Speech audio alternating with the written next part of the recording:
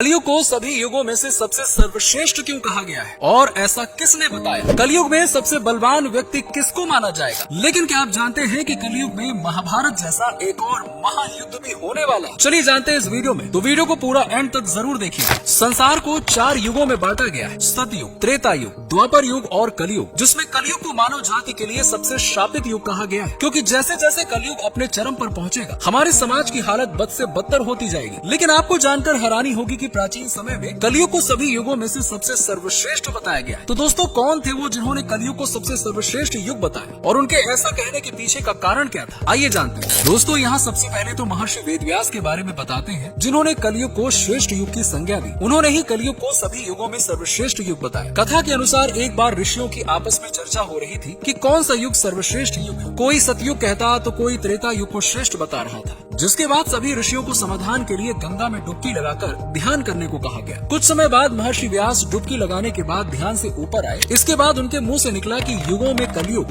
वर्ण में शूद्र और इंसानों में स्त्री श्रेष्ठ है। महर्षि व्यास के इस कथन से सभी शिष्य आश्चर्यचकित होकर आपस में बातें करने लगे कि ऐसा क्यों कहा जा रहा है, क्योंकि सबसे शापित युग कलयुग और जातियों में ब्राह्मण ही श्रेष्ठ है। तो फिर ये व्यास जी कौन सा मंत्र का जाप कर रहे हैं? सभी ऋषि इसी पर सोच विचार कर रहे थे कि तभी महर्षि एक बार फिर से नदी में डुबकी लगाते हैं और फिर से बाहर निकलने के बाद कलयुग को ही श्रेष्ठ युग बताते हैं। ऐसा कहने के बाद महर्षि अपने कुटिया में चले जाते हैं। महर्षि के कुटिया में जाने के बाद शिष्य भी उनके पीछे पीछे कुटिया में प्रवेश करते हैं और कहते हैं कि महर्षि, हम आपके पास एक समस्या के समाधान के लिए आए थे, लेकिन आप नदी में डुबकी लगाते समय जिस मंत्र का जाप कर रहे थे उस मंत्र ने हम सभी को आश्चर्य में डाल दिया कि आखिर कलयुग सभी युगों में श्रेष्ठ कैसे हुआ? कृपया करके आप इसका जवाब दीजिए। इस पर महर्षि व्यास जी ने कहा कि हे ऋषिगण, इसमें असमंजस की क्या बात है? मैंने जो भी कहा सत्य कहा। मनुष्य को जो फल सतयुग में 10 वर्ष में तप करने पर मिलता है, वही फल मनुष्य को त्रेता में 1 वर्ष में, द्वापर में 1 महीने में और कलयुग में 1 दिन में मिल जाएगा। इसी तरह से जो फल सतयुग में त्याग, त्रेता में यज्ञ, द्वापर में देवार्चन से प्राप्त होता है, वही फल मनुष्य कलयुग में प्रभु के कीर्तन और भक्ति मात्र से ही प्राप्त कर लेगा। दरअसल कलयुग को ये वरदान प्राप्त है कि कलयुग में सिर्फ श्री हरि का नाम जाप लेने से मनुष्य का कल्याण निश्चित है। उसे मुक्ति के लिए अन्य किसी भी साधन की आवश्यकता नहीं। इसीलिए मैंने कलयुग को श्रेष्ठ कहा। इतना सुनते ही ऋषिगण वेद व्यास जी से कहते हैं कि महर्षि, हमने आपको नदी में दूसरी बार डुबकी लगाते हुए सुना था कि कलयुग में शूद्र श्रेष्ठ है। आखिर ये संभव कैसे है? समाज का सबसे निम्न वर्ग श्रेष्ठ कैसे हो सकता है? इस पर महर्षि वेद व्यास कहते हैं कि पहले ब्राह्मणों को ब्रह्मचर्य का पालन करना होता था, जिसके बाद वो अनुशासन और मर्यादा में रहते हुए मंत्रों और वेद शास्त्रों का अध्ययन करते थे। इसके बाद वो अन्य वर्णों को धर्म का ज्ञान देते थे। इस तरह प्रत्येक ब्राह्मण अपने कर्म का पालन करते हुए उच्च पद को प्राप्त होते थे। लेकिन कलयुग में ब्राह्मणों के अंदर ये गुण देखने को नहीं मिलेगा, इसीलिए ब्राह्मण उच्च पद को प्राप्त नहीं होंगे। लेकिन शूद्र में पहले से ही ब्रह्मचर्य और शास्त्रों के अध्ययन का नियम लागू नहीं होता, इसीलिए कलयुग में जो शूद्र होंगे वो सेवा भाव के बल पर उच्च पद को अर्जित कर लेंगे। इसीलिए मैंने शूद्र को कलयुग में श्रेष्ठ कहा। दोस्तों, कथा के बाद वेद व्यास केवल यही नहीं रुके। उन्होंने कहा कि जो पुरुष अपने गुण रूपी जल से कलयुग में अपने समस्त पापों को धो डालेगा,